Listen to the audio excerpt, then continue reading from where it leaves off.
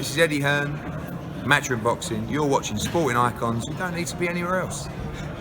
Right, so Eddie Hearn, he was asked a question about the politics of boxing that could potentially stop Anthony Joshua versus Tyson Fury, Fury versus Joshua, however which way you want to play it out, not being for undisputed. And Eddie's message is very, very simple. Either you're on board or you're not. This fight is going to take place with or without you. He's talking to all sanctioning bodies. But at the minute, the only one that's really kind of like digging their heels in is the WBO. They're saying, well, we've already given Joshua 2 exemptions, yada, yada, yada. The last time that we had a mandatory fulfilled was when Joseph Parker defended that belt against Hughie Fury. We are owed a mandatory position. Okay, yes, they have been waiting a long time. And when you have a unified champion, that's part and parcel of it. You wait your turn. It goes in order. Joshua had the IBF first, so that will always be his first mandatory. Then he won the WBA. That will always be his second mandatory. Then the WBO came in after. Okay. Of course, Joshua, he took a loss against Andy Ruiz Jr. as well. That set things back by several months. Of course it did. But with the WBO digging their heels in, saying, but we want Alexander Usyk to get his shot, and Eddie Hearn, he knows the rules. He knows how it is. He knows all about loyalty and what have you. In other words, they're saying, fulfill our mandatory. Now, if you're the WBO, why on earth would you want to not be involved in the biggest fight that there possibly is right now? Fury Joshua. Why would you not want to be involved in that? Why would you not want to get a cut of that cake? That's a big, big cake. Why would you not want to have a percentage of that? Doesn't make any kind of sense whatsoever. And you would think that if they were the ones who were saying, no, you're not having our belt, therefore it's not going to be undisputed, imagine how people are going to turn on the WBO. Imagine that. Because it's not like the WBO, yes, okay, they've been waiting for a long time, but it's their fault that they haven't had a mandatory for the longest time. It's their fault. They never ordered final eliminators or anything like that. The only reason Alexander Usyk is the mandatory currently is because he was the undisputed champion and WBO champion, of course, at cruiserweight. He opted to go up. This is part of their rules, much like it was with Terence Crawford when he was 140-pound champion, moved up to 147. He became Jeff Horn's mandatory. So they've done the same with Alexander Usyk. And it's not like Usyk, he's been there for forever in a day. It's not like he's been around fighting final eliminators, doing this, that, and the other in the heavyweight division, because he hasn't. I'm a huge fan of Alexander Usyk. I know many of you are too. But in the grand scheme of things, it's not like he's been there for a long time and has been patiently waiting. Not at all. Not at all. So for me, I don't know what the problem is with saying, have Alexander Usyk versus, is it Joseph Parker or is it Joe Joyce? I think that's still to be decided yet, for a interim title. A regular belt, if you like. Because we know that the belt that Joshua has is the WBA or WBO Super. That's what that they gave to him before the Ruiz fight.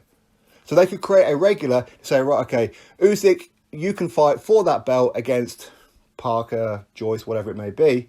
And then the winner of that fight will become full WBO World Heavyweight Champion once Joshua Fury Part 1 happens. So a couple of days after that fight, then the winner can become full champion. Of course, that does mean that the rematch between Joshua Fury will not be for undisputed. At that point, it doesn't really matter. It really doesn't matter. But Eddie Hearn's message, very, very simple to all sanctioning bodies is, if you want to be on board, great. If you don't, no problem. We'll save a whole ton of money because we're already going to make a whole bag full of money here. If you don't want a sanction fee, no problem, we'll keep it. And if we're not going to have one belt on the line, then we may as well vacate all of them. And we'll save a whole bunch more money, won't we? We don't have to give any money to the sanction fees. So it's very simple. But as far as I'm aware, WBA, IBF, WBC, they're all fully on board with this. But let's not forget as well, Tyson Fury, he does have the Ring magazine as well. So even if it's just a Rocky Balboa belt, that's good enough, isn't it? Is anybody not going to watch Fury versus Joshua because it's not for undisputed? Is anybody not going to watch it because of that? No. That's just the cherry on top. That's all it is. People will still watch it. It's still going to do pretty much the same numbers. Of course it is. So it's very simple, WBO. Get on board or jog on. That's pretty much Eddie Hearn's message, isn't it? If you're not going to be on board, no problem. We may as well just vacate the rest of the belts in, and we'll save all of the sanctioning fees. We'll pocket out ourselves. Simple as that. So is that a message to the other sanctioning bodies as well, to speak to the WBO and say, maybe you need to be having a little word with them? And it's the thing. The WBO, they are the newest relevant belt. They haven't too long been relevant. When Lennox Lewis was Undisputed Champion, he didn't have the WBO because it wasn't deemed as a relevant belt. It's only become relevant in today's era, and of course a little bit before, because of Frank Warren and Bob Arum. Frank Warren and Bob Arum are on Team Fury. Surely they can have a word with the WBO. Surely.